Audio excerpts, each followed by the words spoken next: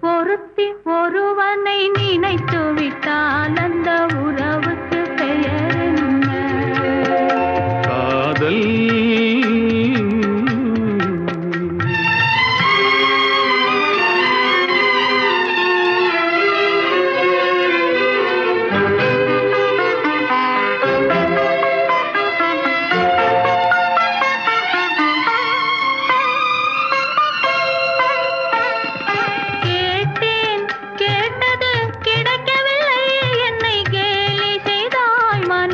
பொறுக்கவில்லை. கேட்டேன், கேட்டது கிடைக்கவில்லை. என்னை கேலி செய்தாய், மனம் பொறுக்கவில்லை. வாதம் செய்வது என் கடமை, அதில் வழியை காண்பது உன் திறமை.